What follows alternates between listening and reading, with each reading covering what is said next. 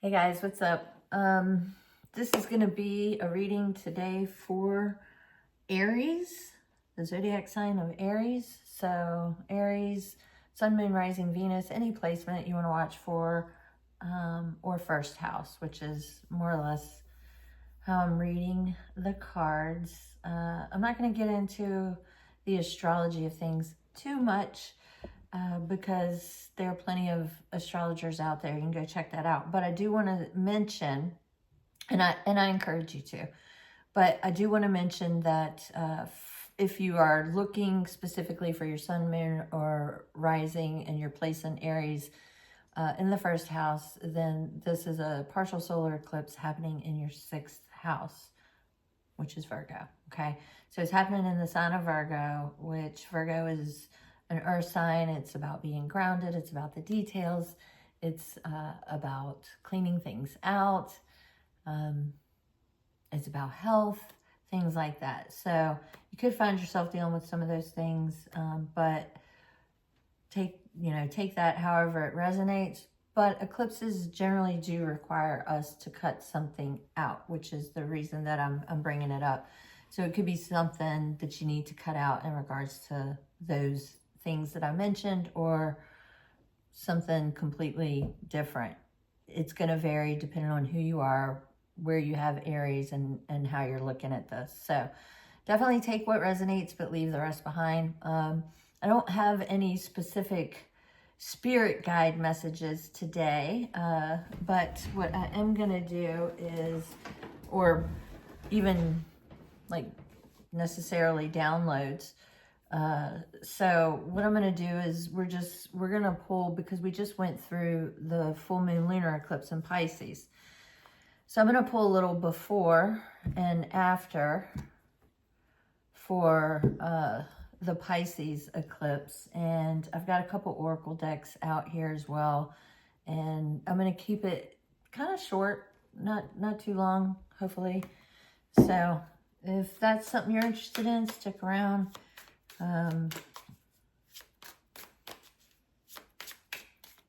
Reading resonates, feel free to follow this channel. It's a brand new channel, just starting out. All right, let's just see what we got. Enough talking about that and me. What do you have for Aries, please? All right. Aries, this is going to be before. We have the Queen of Wands. We have the Chariot.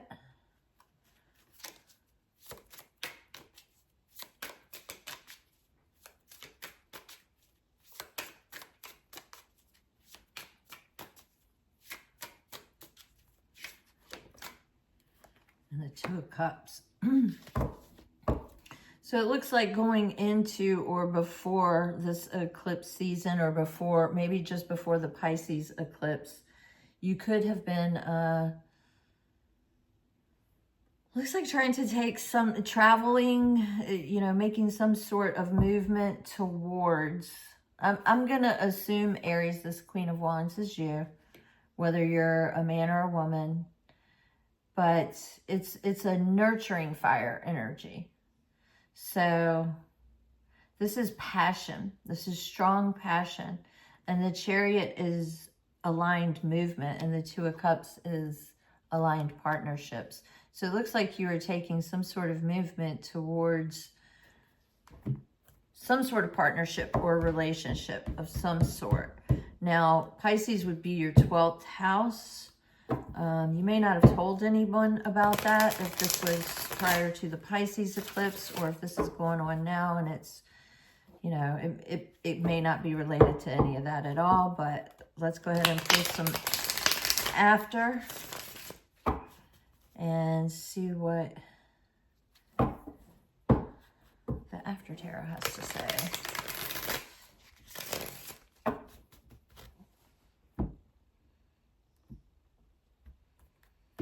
And then we'll get into this a little bit.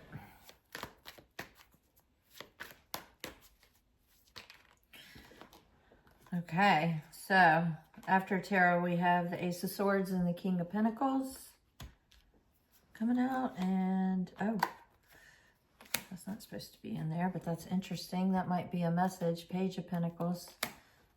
Keep that off to the side. And we have the Ace of Cups. 2 aces. And the King of Pentacles.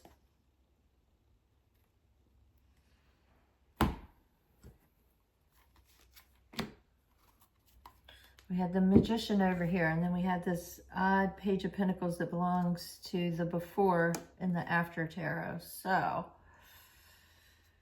there might be something, some sort of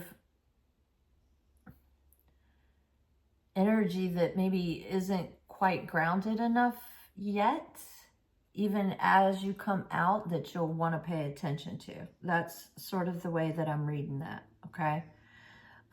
But beforehand, like I said, you were moving towards some sort of union, some sort of partnership, whether it was with a lover.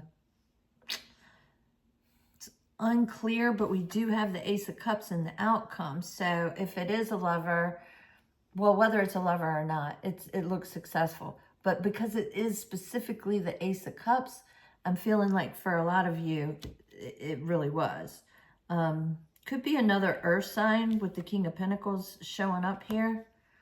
Could be a Cancer. We have Leo, Cancer, Taurus specifically showing up. We have the Magician, the King of Swords. Oh, look at this. The sword rearing on the bottom of the deck with the 8 of Wands. There's some sort of justice and a lot of Mercury energy coming in as well. You might want to check your Mercury placement. You could be getting some messages, some sort of communication, or you did, maybe during the Mercury Kazemi that we had a few days ago, some sort of enlightenment, knowledge about justice, maybe, and how to move forward. How to move forward is what I'm getting. We have the Magician again in the outcome, so whatever it is, it's successful. But it does look like there's a bit of juggling. Good emotions, though. I like the emotions that are coming up. I don't see any sort of volatile energy here. It looks good. I would just say, you know, focus on what it is you need to cut out. What it is that is weighing your energy down. If you can pinpoint that down to something. Hold on a second. Let me look at this. Okay, these are just all sorts of mixed up. If you can pinpoint what is weighing your energy down to something specific, maybe something that you considered cutting out before, but just hadn't made the jump, that might be something to look at. You might want to, if it's something that's kind of difficult, what I recommend, everybody's got their own ways. This is just a recommendation. So, but what I recommend is, you know, some people are like cold turkey people and some people are slow. I'm a Capricorn sun, Cancer rising. So I'm not like the cold turkey type, but I am bit by bit, you know. So, you know, Aries tends to be a cold turkey type of energy.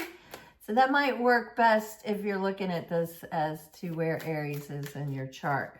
Just take it however it resonates. But if it's something that you thought you needed to cut out before and you haven't quite let that go, just, you know, make sure that you do. It could be that maybe you're coming at this with a little, with the Page of Pentacles coming out, it's almost like, you know, Virgo is grounded energy, but it's almost like there's an energy carrying through.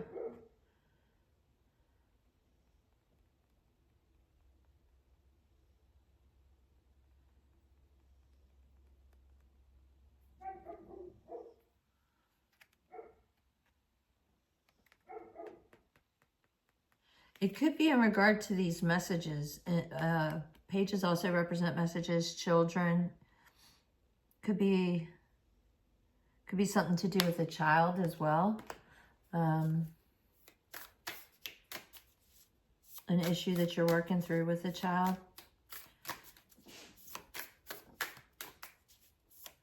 Let's just, I'm going to pull some dirt gems out. You know, it is Virgo season.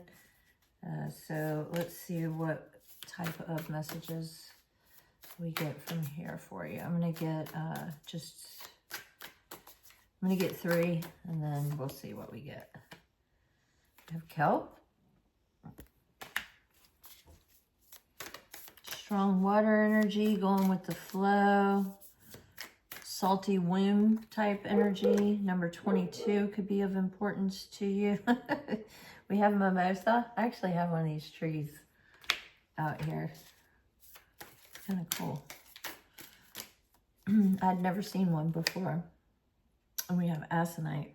Card number 1. I'm going to say that is definitely for you. So I'm going to read that one for you. But a lot of fire energy here with the mimosa and the aconite. So you know, let's take a look at what the messages are. 22, 10, and 1. So 22 and 11, actually 33 is what it all adds up to together. So you could be seeing a lot of double numbers, things like that. Pay attention to synchronicities. It might guide you as to when you're on the right path, or when you need to change course, things like that. Kelp is the tide bringer. Glasses. Okay. The tide bringer. Ocean medicine. Provides a home to many creatures. Home medicine.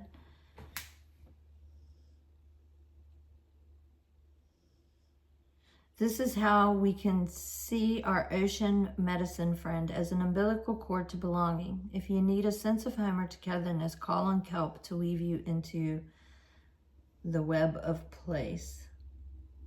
Kelp is the home place of our magic. It's the mysterious forest where we travel and melt into the thriving, interwoven net of life itself. Kelp is slippery, salty, nourishing part of the blood and ocean water that runs through our very bodies. Kelp says, I am part of you. Welcome home. All right, mimosa.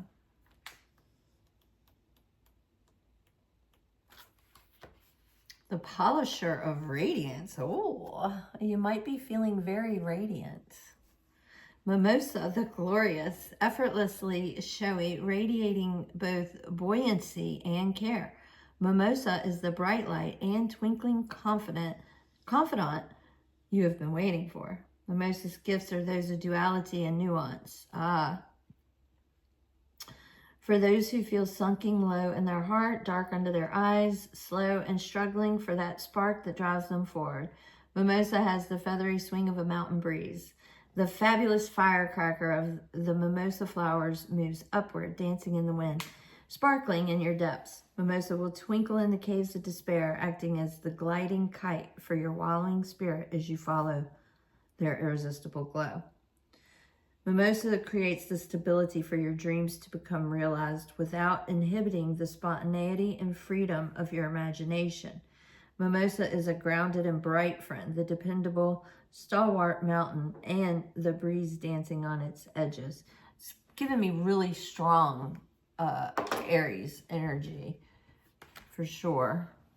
That bright spring type of energy that, you know, that we move with when we're in our Aries, when we're embodying the energy of Aries. Let's look at aconite. I feel like that might be a little bit more about the warrior piece here. The queen of poisons and mirrors. Okay. Let's see. Aconite is an edge walker, known as the queen of poisons. Aconite is a plant that is to be taken seriously, dangerously, and reverently. It is an ally and friend not to be trifled with. Poison plants show us the edges of what is possible, guarding the gates that are not meant to be passed until the time is right. Poison plants demand attention and respect. Aconite is a beautiful and enticing plant that draws you to the fork in the road and tells you to make a choice. While this plant has a dark history, used on poison arrows in war and to silently murder enemies in the night, its true tale is of another nature. Aconite is a plant that speaks to courage, love, and claiming our integrity over our dread. There's always been pain and violence in the world, driven mostly by fear, unreleased trauma, and instability. These fears and worries can be expressed as harm towards others and the world at large, or they can be nurtured and dissolved through the fiercest, most courageous love we can summon. Aconite asks this of us, and in fact requires it.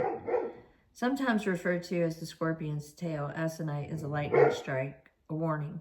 Find the spark of love burning in the deepest places and release it out into the world. We are much more powerful than our greatest fears, and only the force of love can be the source of transformation. Strike out and pierce the heart with aconite's accompaniment. Interesting. It's got the scorpion on here too, so it does give a little bit of Scorpio vibes.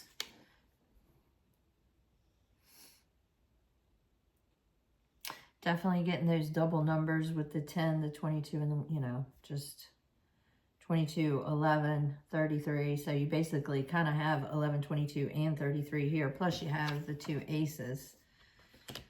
You have the King of Pentacles and the King of Cups here in the outcome. I think it looks great, is what I want to say.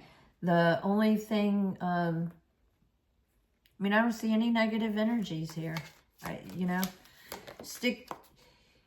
what you release needs to be what your intuition, or maybe your doctor, but if you're not listening to a doctor or some sort of, you know, medical, legal, that type of professional, if you're not listening to that type of professional, definitely listen to your intuition about how your body feels, things like that. If something doesn't feel right and you can't figure it out, maybe go see a professional. But otherwise, you know, listen to your intuition about things. We all know the general guidelines, not too many sweet, you know, pretty much everything in, you know, moderation. Jeez. Okay. Some pursuits for you to consider. You possess vitality. Okay, well, this was definitely yours. A penchant for exceeding expectations and readiness. Expect to receive vital information through phone or email that brings significant benefits. Enhance your way of life and embrace creative approaches to rejuvenate your circumstances. Remember, happiness is not a pre-made product. It arises from your actions. Well, if anybody knows that, that's Aries. But maybe you needed a little reminder. So there you go. All right. Pretty quick, to the point. Felt a little fumbly. I wasn't sure how much time I had on my battery, so I apologize for that. But that is what I have for you. Hope it helps. See you next time.